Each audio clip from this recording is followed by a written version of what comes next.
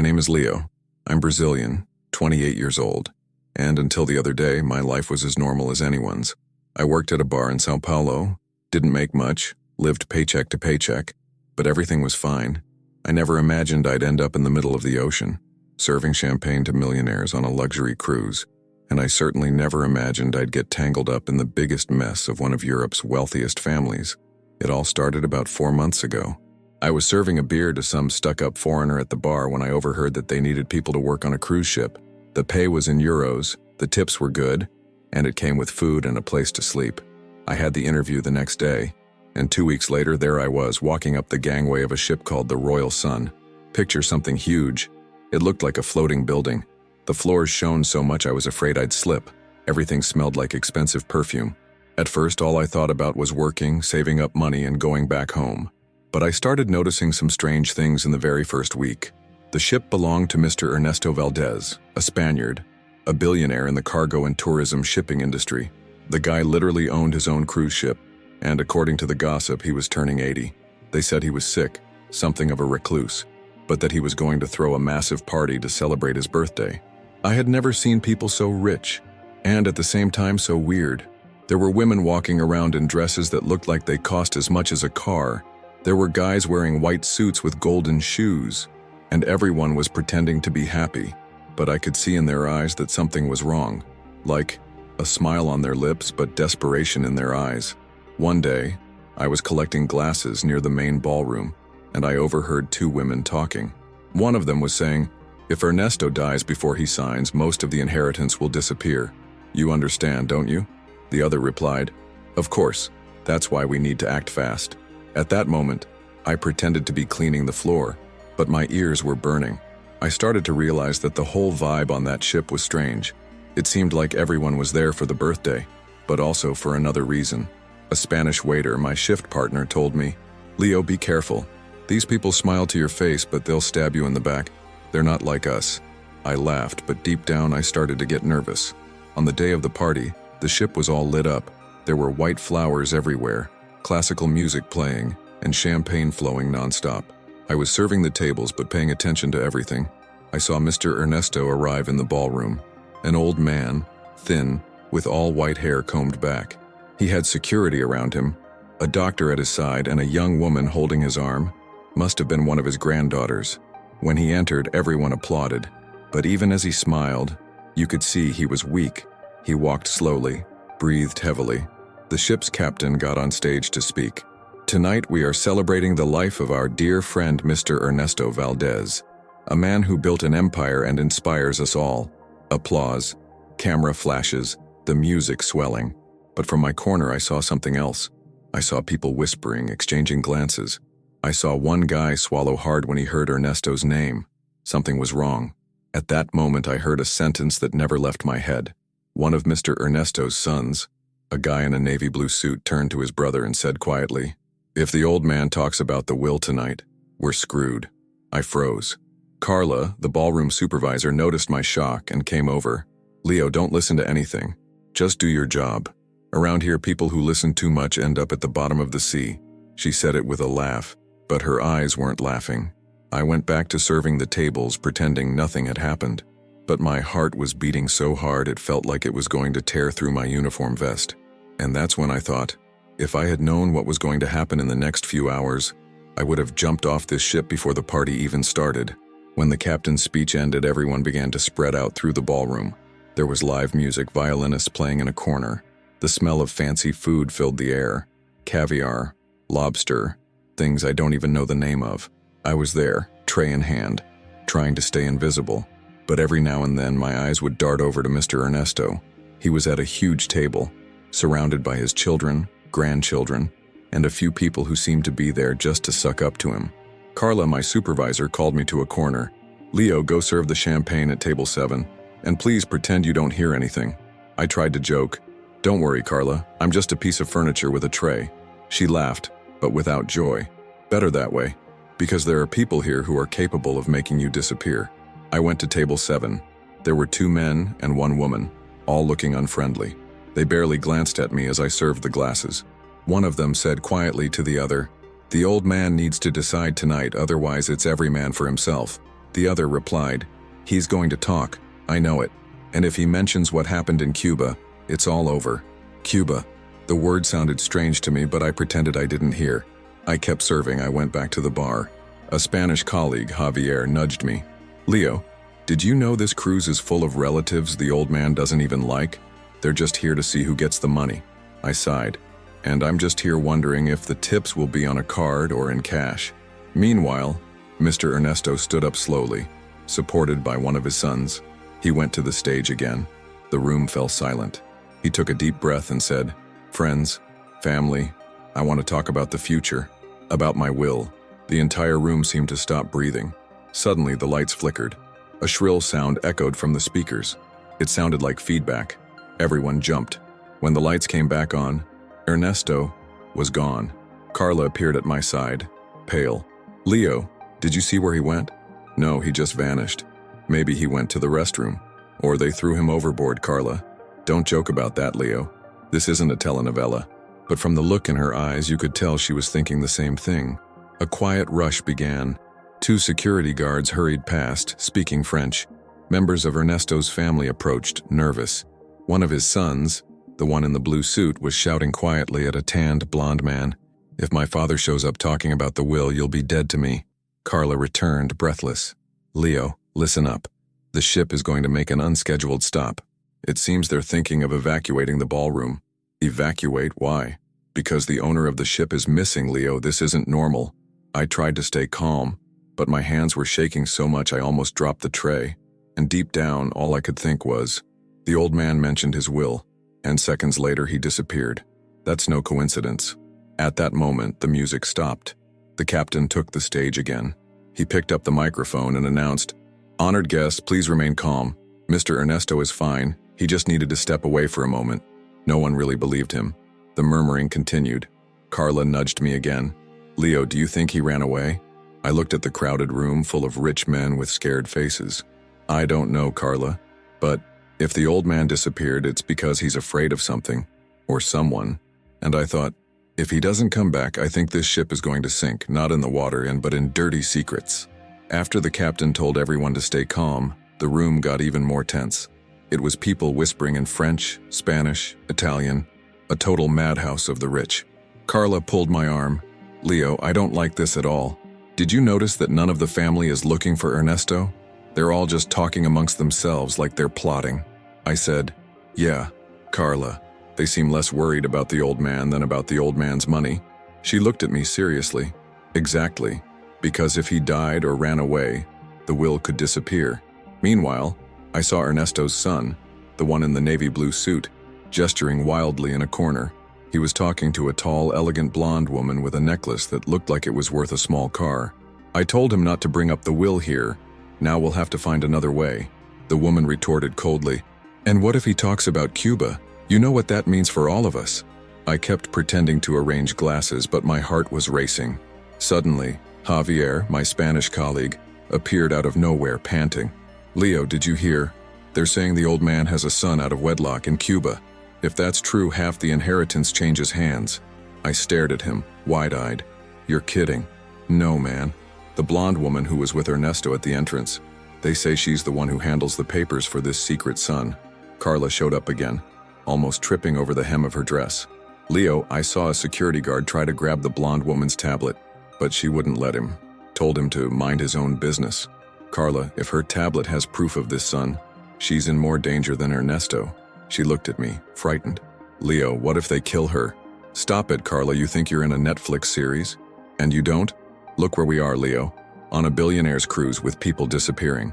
At that, the captain returned to the microphone. "Gentlemen, we will proceed with the evening as planned. The orchestra will continue to play. Mr. Ernesto will return shortly." But no one believed him. The guests were scattered, pacing back and forth. A very old Italian lady walked past me and said softly in broken English, "You boy and run from this. They are wolves." And she walked away, her dress flowing behind her. I stood there for a few seconds, speechless. As I was thinking about it, I saw the blonde woman, the one with the tablet, trying to leave the ballroom. 2 security guards blocked her at the door. She said angrily, "Get your hands off me. I'm the family's lawyer." One of the guards replied, "Orders from Mr. Ernesto's son." No one leaves until he returns. She yelled, "You are committing kidnapping." Carla nudged me. "See, Leo? That's what I'm talking about. If this were just a party, no one would be locking people in." I watched the commotion and thought, I just wanted to work. But now if I make one wrong move, I could end up at the bottom of the sea. The room was so tense that even the sound of the sea outside seemed louder. Mr. Henry, the robust one, approached the microphone and said, in a tone that was calm but terrifying, "Friends, we need to decide what to do. We cannot allow a mistake by my father to destroy our family's reputation." Another man shouted, "If the Cuban son exists, half of our money goes to him. That can't happen." Carla held my arm. "John, did you hear that? My name is Leo, Carla. For now, if I keep hearing these things, they're going to be calling me the deceased." She gave a nervous laugh. "Leo, this is serious. These people could kill to protect their inheritance." "I know, and I'm just here holding a tray." Meanwhile, the blonde woman started to cry. She yelled, "Mr. Ernesto wanted justice. He wanted to acknowledge his son. You can't hide this." Ernesto's son shouted back, "Shut your mouth or you'll end up like him." Carla flinched. "Leo, if that man is really dead, we're in the middle of a murder." I swallowed hard. "And we just wanted to see the sunset on the Mediterranean, right, Carla? And I thought the ship was still at sea. But what was sinking there was the truth." After Ernesto's son shouted, "Shut your mouth or you'll end up like him," the ballroom became a pressure cooker. It felt like everyone had been shocked into silence, a silence so heavy you could hear the ice melting in the champagne buckets. Carla pulled my arm. "Leo, let's get out of here. I'm not kidding anymore." "And what are we supposed to say, Carla? Excuse us, we're leaving because we're afraid of being murdered?" She took a deep, shaky breath, almost crying. "I just wanted to come to Paris, Leo. And we didn't even get close to Paris. Just this hellish ship. Welcome to luxury tourism, honey." Meanwhile, I saw the captain talking to two security guards. They were looking at the doors, the ceiling, the cameras. It looked like they were deciding whether to evacuate or not. Mr. Henry, the robust one, approached the group.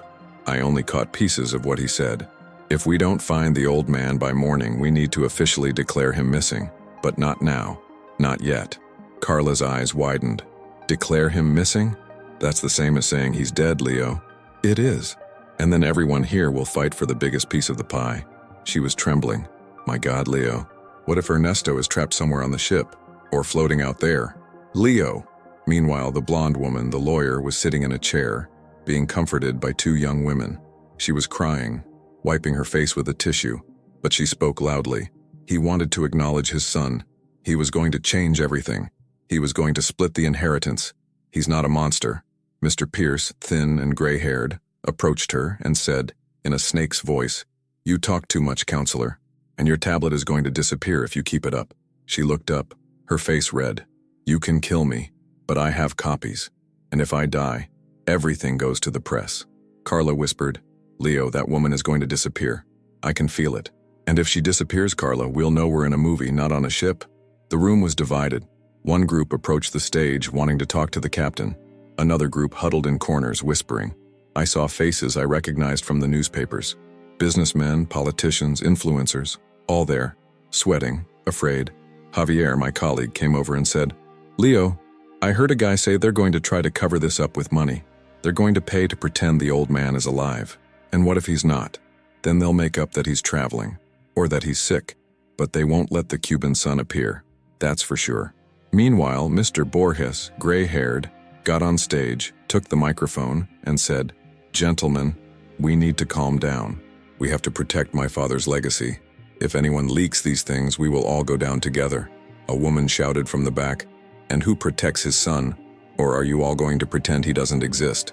Mr. Borges replied coldly, "He doesn't exist. It's a fabrication.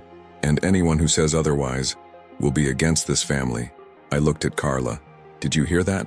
The guy basically just signed off on making anyone who talks disappear." She whispered, "Leo, let's go. Now." "And what are we going to say? Oh, sir, we're leaving because we don't want to be witnesses to a crime?" She gave me a little shove. "I don't want to die, Leo." Meanwhile, the orchestra started playing again, but at a very low volume. Almost no one was paying attention. It was just to feign normality. I saw Mr. Henry arguing with Dr. Pierce. The former was shouting, "If the old man is alive, we have to find him before he says something stupid." "Dr. Omo," Pierce shot back, If he's dead, we need to find the body. No body, no official death, no new will. Carla covered her face with her hands. Leo, this has turned into a soap opera, but with a real risk of dying. I just wanted to be cleaning tables at the bar back home, Carla. Suddenly I saw Ernesto's son, the one in the navy suit, approach the blonde woman. He spoke softly, but I caught a piece of it. If you release this secret, you'll take more people down with you, including those you love. She trembled but answered firmly, you'll have to kill me first. And I thought, on that ship the sea looked calm, but inside, every person there was a hurricane about to break. The room seemed smaller with every minute. It felt like the walls were closing in on us, and no one was talking about a party anymore. All you could hear were whispers about a will, a Cuban son, Ernesto's disappearance. Carla was holding my arm so tight I couldn't feel my hand anymore. Leo, I'm not finding any of this funny anymore. What if there really is a hidden son? What if Ernesto is dead? If there's a son, Carla, these rich people will do everything they can to make sure he never shows up. She sighed. I thought rich people fought over beach houses, not hiding people. Meanwhile, Mr. Borges, the gray-haired one, took the microphone again. Gentlemen, we need to maintain order. The ship is full of crew, waiters, musicians, people who shouldn't be hearing certain things. He looked directly at me, and I froze. What happens here, stays here. Anyone who opens their mouth will regret it. Carla whispered, Leo, he's talking about you. I know, Carla, and I'm scared shitless right now. Javier, my Spanish colleague, came up to me quickly. Leo, I was told some guys are going to try to get rid of the blonde woman's tablet tonight. What do you mean, get rid of it? Steal it or make her disappear? Carla's eyes widened. Guys, this is too serious. We need to get off this ship. And go where, Carla? Are we going to jump into the sea? The blonde woman was sitting, breathing deeply, holding the tablet tightly in her lap. A security guard tried to pull it from her hand, but she screamed, Touch me and this goes straight to the media. The guard backed off but stood planted behind her. Meanwhile, I saw Ernesto's son, the one in the blue suit, talking in a corner with Mr. Henry. We need to make sure that if my father comes back, he doesn't say anything. Mr. Henry replied, If he shows up, we'll say he's delirious, that he's sick. People will believe it. Ernesto's son retorted, And what if he's not sick? What if he has proof? Then may he disappear for good. Carla covered her mouth with her hand. My God, Leo, they're talking about killing their own father. I know, and I just wanted to be serving cold beers back in Brazil. The captain returned to the stage all sweaty. Gentlemen, please do not spread rumors. Mr. Ernesto is fine. He just needed to rest. But nobody believed him. It was then that an elegant woman with her hair up approached the microphone. She spoke in a calm tone that chilled my blood.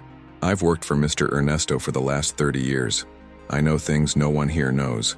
And I'm telling you, he didn't disappear for no reason. He was afraid.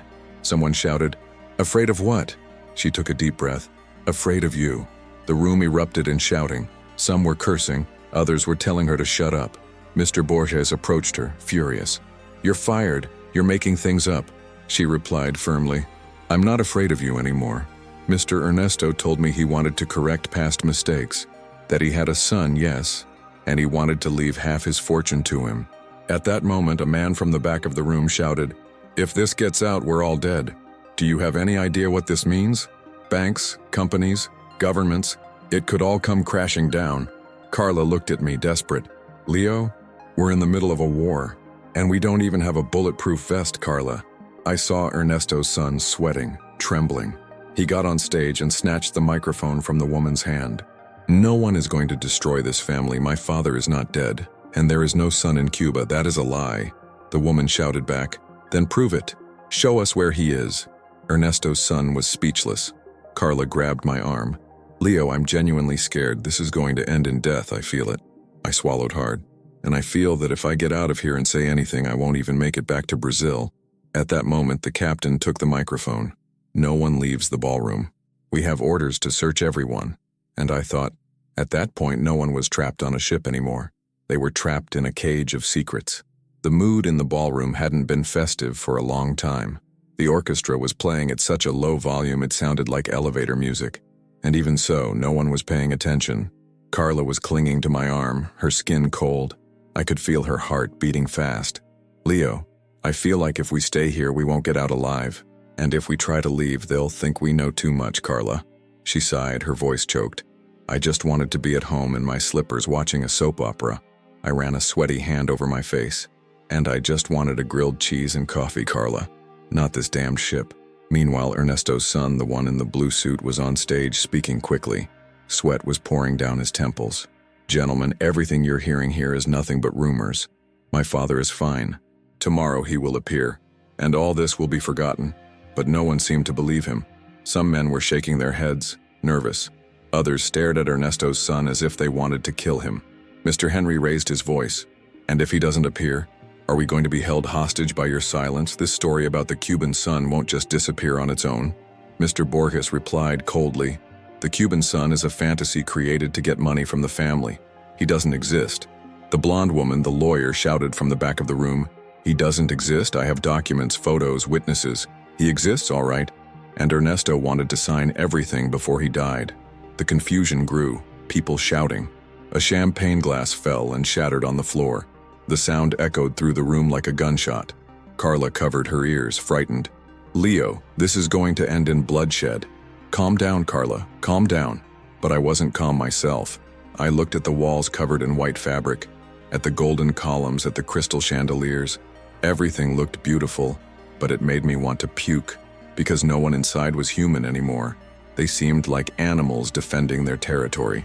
Suddenly, I saw a security guard whispering to the captain. The captain was shaking his head, nervous. He took the microphone. Gentlemen, we need to search some of the guests. It's just a security procedure. The blonde woman shouted, I'm not handing over my tablet. It's the only proof that Ernesto's son exists. Mr. Borges retorted, the only thing that exists here is our family. The rest is blackmail. She replied through tears. I served this family for 30 years. I knew Ernesto better than any of you, and I know he didn't want to die carrying secrets. Carla whispered in my ear, Leo, did you realize? No one here is crying for Ernesto, only for the money. I realized, Carla, and that's why I'm scared. At that moment, a well-dressed but trembling man spoke loudly. If the press finds out about this, it will destroy companies, investment funds. It will be a global scandal. Dr. Pierce retorted, better a scandal than losing everything to a bastard son. The blonde woman let out a scream. He is not a bastard. He is his legitimate son. Ernesto told me he was going to legally acknowledge him. I looked at Carla. She was crying silently. I can't take it anymore, Leo. I'm really scared. Me too, Carla. I don't know if we're going to get out of here, she sobbed. We're just waiters, Leo. We shouldn't even be hearing this. I know, but now that we have, no one is going to let us forget it. Meanwhile, the security guards began to move through the ballroom, checking tables, searching the pockets of some of the men. The sound of the sea hitting the hull seemed louder. Carla held me tight. Leo, promise me that if we get out of this alive, we'll never work for rich people again. I gave a nervous laugh. I promise, Carla. But honestly, if we get out of this alive, I don't even know if I'll want to leave the house again. The captain returned to the microphone. We are trying to locate Mr. Ernesto. I ask for everyone's calm and cooperation, but no one was calm.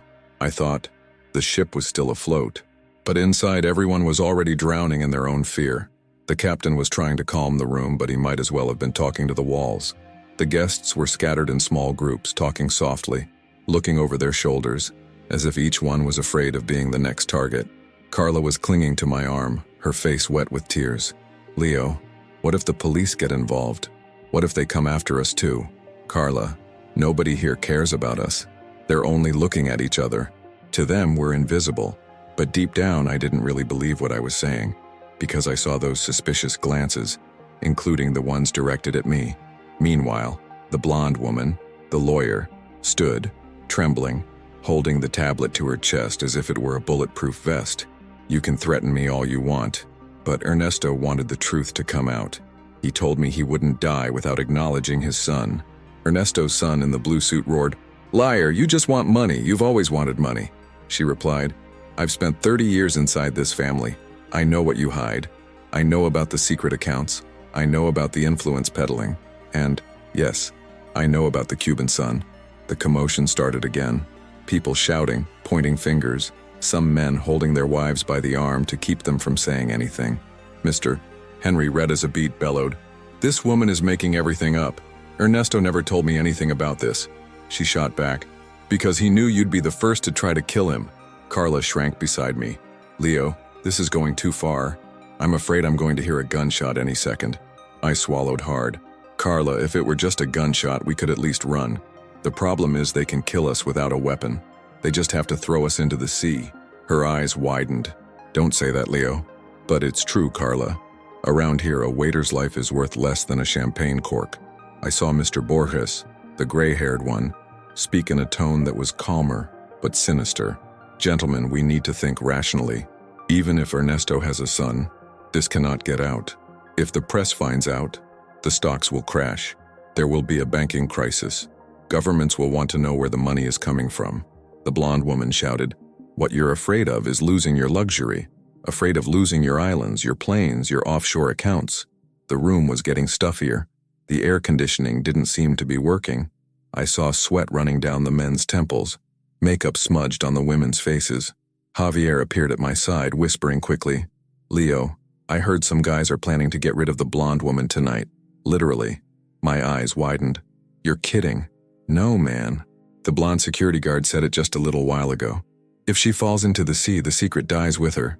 Carla covered her mouth with her hand. "Leo, I want to go home." "And you think they'll let us, Carla? At this point, no one gets out." Meanwhile, the captain got on stage and announced, "Gentlemen, I am in contact with the Coast Guard. We need to ensure the safety of the ship.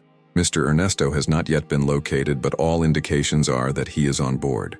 No one believed that last sentence. The blonde woman took a step forward, holding up the tablet. "If anything happens to me, I've programmed everything to go online. With videos, audio, contracts. I have proof of who here embezzled public funds and of who ordered people killed." A man from the back of the room shouted, "You're crazy," she replied, her voice trembling. "You're the crazy ones, thinking money can buy everything." Carla grabbed my arm so tight it hurt. "Leo, we shouldn't be hearing any of this." "I know, Carla, but it's too late now." She sniffled. "Leo, do you think Ernesto is dead?" I took a deep breath. "I don't know, Carla, but if he doesn't show up soon, someone is going to decide that he's dead, even if he's alive." Ernesto's son got on stage shouting, "This ends now! Security, get this woman!" The security guards moved toward her, but she screamed, "Touch me and I hit send." Everyone stopped. Even the guards froze in place. And I thought, that night in the middle of the sea there were no laws, there was only fear. And whoever had the most courage would decide who lived and who died. The room was paralyzed after the blonde woman shouted that she would hit send. Everyone froze mid-motion. Even the orchestra's music died out in a final, scratched violin chord. Carla was shaking so much she nearly dropped the tray she was holding. "Leo, if this woman releases those files, it's the end for everyone here. Or the beginning, Carla. Depends on who you ask." She looked at me like I was crazy. "Are you nuts? If this leaks, there will be police, newspapers, governments, a global crisis." I sighed. "I know, Carla, but at least it would be the truth." Ernesto's son, still on stage, seemed to have lost all his color. He was as white as a sheet. His voice was faint when he spoke. "You're not going to destroy this family. This is all a lie." The blonde woman held the tablet above her head. "You destroyed this family yourselves." Ernesto wanted to change that. He wanted to ask for forgiveness. Mr. Henry advanced toward her, finger in her face. "You're bluffing. You've got nothing." She flinched, but answered firmly, "Then lay a finger on me and see what happens." The room descended into pandemonium. People shouting, some crying, others secretly filming with their phones. Dr. Pierce, trembling, was yelling, "You have no idea what you're messing with. This isn't just about an inheritance. This is about politics, companies, banks. It could all come down." Carla grabbed me. "Leo, let's go. We're nobody here." "Carla, we can't just leave. The ship is stopped in the middle of the sea, and now there's security at every door." She sniffled, her voice choked. "Then what do we do? We survive, Carla. That's it." Meanwhile, the blonde woman was crying, but she didn't let go of the tablet. Her hair was a mess, her makeup completely smudged. But her gaze, it was like that of a cornered lioness. She said loudly, "Ernesto told me that if anything happened to him, I should tell everything. He wanted to correct the mistake of abandoning his son in Cuba. He told me everything." Ernesto's son shouted, "Shut up, that's a lie." But Mr. Henry pulled him by the arm. "Be quiet, you idiot. The more you talk, the worse it gets." Ernesto's son shook his arm free, furious. You want to shut me up because you know I'm the only legitimate heir? Carla looked at me with tears streaming down her face. Leo, I'm starting to think Ernesto didn't just disappear. I think they hit him. I took a deep breath. Or he hit himself, Carla, to see who would show their claws. Her eyes widened. You think he planned all this? I don't know. But if he did, it's working. Because no one here trusts anyone anymore. Mr. Borges got on stage and took the microphone. His voice was hoarse. If you release this, you won't just destroy our family. You'll destroy thousands of jobs, companies, retirement funds. Do you really want to do that? The blonde woman stared at him. You're the ones who destroyed all that, embezzling money, lying to the country. At that moment, a French waiter, trembling, approached me and whispered, Leo, do you think they're going to kill this woman? I looked around, and for the first time, I answered without joking, I think so. The Frenchman turned pale. Mon Dieu, I don't want to die, I just came to work. Me too, my friend, me too. The security guards were tense. Some were looking at the blonde woman. Others were looking at Ernesto's son, as if waiting for an order. Carla said, almost in a whisper, Leo, what if they start shooting? Then we dive behind the champagne table, Carla. That's all we can do. She cried harder. Leo, I don't want to die on a rich people's ship. I held her hand. Me neither, Carla. But if I have to die, let it be holding your hand. At that moment, the blonde woman raised the tablet again and shouted, I'm not afraid of you. You can kill me, but this is going out to the world. And then, I want to see who's going to weather the storm. Dr. Pierce advanced toward her, pointing his finger. You think anyone is going to believe a disgruntled lawyer? If you release this, you'll end your own life too, she replied, her voice breaking with sobs. I've already lost everything I had. The only thing I won't lose is my conscience. And I thought, there in the middle of the sea, I realized the greatest danger wasn't the ocean. It was human beings. The blonde woman remained in the middle of the room, the tablet held high. The security guards looked like statues, not knowing whether to advance or not. Ernesto's son was red, almost purple, trembling from head to toe. Carla was holding onto me so tight I could feel her nails in my skin. Leo, if anyone touches her, there's going to be screaming, shooting. It's going to be a bloodbath in here. I swallowed hard. I know, Carla, but no one here is going to have the courage to make the first move. Everyone is afraid of what will happen next. She sniffled, still crying. I don't want to see anyone die, Leo. Meanwhile, Mr. Borges took the microphone one more time. His voice was hoarse, almost pleading. Please think of the country. Think of the families that depend on the companies that will fall if this leaks. Do you really want to be known as the woman who destroyed the economy? The blonde woman replied, The country has been broken for a long time. You just don't tell people that. Dr. Pierce shouted from the back, So you'd rather screw everyone over just to get your revenge? She retorted angrily, It's not revenge, it's justice. At that moment, a Spanish waiter bumped into a champagne bucket, and the noise was so loud that everyone turned, startled. I saw 3 men put their hands on their waists, as if reaching for something, probably a weapon. Carla almost screamed, Leo, we have to get out of here. And go where, Carla? Everyone is locked on this ship. Meanwhile, Ernesto's son was breathing heavily, holding his forehead. He got close to the blonde woman and spoke softly, but I managed to hear, If my father is alive, he'll deny you. And if he's dead, no one will listen to you. She replied, Ernesto left me audio recordings. He left me everything. You can't silence me.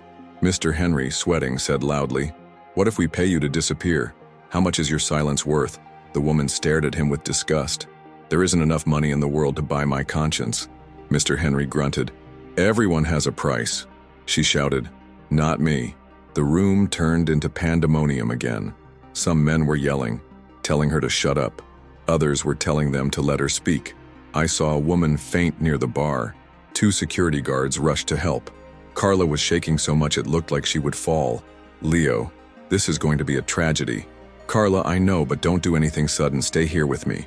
At that point, the captain returned to the microphone, but his voice was failing. Gentlemen, we need to restore order. We are awaiting instructions from the Coast Guard, but no one was paying attention to him. Suddenly, Ernesto's son, the one in the blue suit, shouted, Enough! You want to expose us? Then show us what you have on that tablet. Let's see if anyone believes you. The blonde woman took a deep breath, held the tablet firmly, and began to swipe at the screen. The room held its breath. Even I forgot to blink. Carla murmured, Leo, she's going to release it all. Looks like it, Carla. But just as the woman was about to press the button, The entire ship shuddered. A loud noise like grinding metal echoed through the hull. Plates fell, glasses shattered. The orchestra stopped completely. Everyone turned in the same direction, frightened. "What was that?" someone shouted. The captain yelled, "Everyone be quiet! It was just a sudden maneuver, there is no danger." But no one believed him. I could feel the ship swaying more than before. Carla pulled me, almost crying. "Leo, what's happening?" I couldn't answer, because at the back of the room, a figure appeared that no one expected to see. Mr. Ernesto, thin, fragile, his suit wrinkled, but alive. And I thought, at that moment I understood that everything up to that point had just been the first act. The real game was about to begin. When Mr. Ernesto appeared, the room turned to stone. No one breathed. It was as if someone had turned off the sound of the world. He was standing there, right at the entrance, his suit all wrinkled, hair disheveled, walking slowly, leaning on a cane. But despite his frail appearance, his eyes were shining. Carla squeezed my arm until it hurt. "Leo, he's alive." "Yeah, Carla, and he looks more alive than anyone else here." Ernesto's son, the one in the blue suit, turned white. He stammered 3 times before he could speak. "Father, where were you?" Ernesto approached, looking around. He scanned every face there, as if committing them all to memory. His voice came out hoarse but firm. I was observing, because I wanted to know who here loved me, and who wanted me dead. A murmur ran through the room. Mr. Henry stepped forward, trying to sound calm. "Ernesto, what kind of joke is this? You nearly gave everyone a heart attack." Ernesto turned to him slowly and replied, "The only time you have a heart is when it involves your money, Henry." Ernesto's son, nervous, asked, "Did you hear everything?" "Every word." The son trembled. "So, it's a lie? This talk about a son in Cuba? It's all made up?" Ernesto took a deep breath, leaning on his cane. "No, it's not made up. I have a son in Cuba, and I love him as much as I love any of you." The room exploded with voices. People shouting, women crying, men pulling their hair. "Doctor," Pierce yelled, "you've destroyed the family!" Ernesto shouted back, surprisingly strong. "You are the ones who destroyed this family. I am only telling the truth." Carla was in shock. "Leo, I have goosebumps from head to toe." "Me too, Carla. And I think I'm going to be sick." The blonde woman, still holding the tablet, went to Ernesto, crying. "Mr. Ernesto, they were going to kill me. They wanted to silence everything." He took her hand slowly. "You are the only one here who still has honor." "Thank you." She broke down in tears. Ernesto turned to the room and said firmly, "I planned this night. Yes, it was all planned. I wanted to see who here was loyal, and who only wanted my money. And you have shown me." Mr. Croft shouted, "Have you gone mad? Are you going to throw everything away?" Ernesto replied, "What I'm going to throw away is the filth you've all made in my name." At that moment, he raised his arm, pointing at me. "Leo, come here." The entire room turned to look at me. I felt naked in the middle of Times Square. Carla whispered, "Leo, what does he want with you?" "I don't know, Carla, but pray for me." I walked to Ernesto. He placed his hand on my shoulder. "You heard everything, didn't you?" "Sir, I didn't mean to hear anything, I swear. I was just working." Ernesto gave a weak smile. "I know, Leo, but sometimes, the ones who are just working are the ones who see more than anyone else." He pulled me close and whispered something no one else heard. "I know who you are my son." I felt my heart stop. "Sir, what?" "Your real name is Ernesto Valdez Jr. You are my blood." I felt so dizzy I almost fainted. Carla was crying. "Leo, what is it? What did he say to you?" I couldn't answer. Ernesto turned to the room. "I wanted to see if you would have the courage to accept my son, even without knowing who he was. And now I know the answer." He looked at me again with tears in his eyes. "If something happens to me, remember, the true legacy isn't money, it's character." Suddenly, the old man stumbled. I tried to catch him, but he fell slowly, like a leaf. Everyone rushed forward. The blonde woman screamed, "Call the doctor!" I was there, kneeling beside him. He looked at me, took a deep breath, and gave one last smile. "Son, I am at peace now." And he closed his eyes. The room was crying, shouting, fighting. But all I could do was look at Ernesto lying on the floor. Carla knelt beside me, crying, "Leo, you're the heir now." I shook my head. "Carla, I don't want an inheritance. I just want to get off this ship alive." As security guards arrived, as the businessmen fought, I thought, money can buy ships, champagne, and secrets, but it can't buy character. And in the end, That's all we take with us. All right, it's that time. If this story has you hooked, let's do the full ritual. Hit the like button to support the channel, subscribe so you don't miss a beat, and ring that bell to be the first to know what's coming. Your opinion is golden, so drop it in the comments below.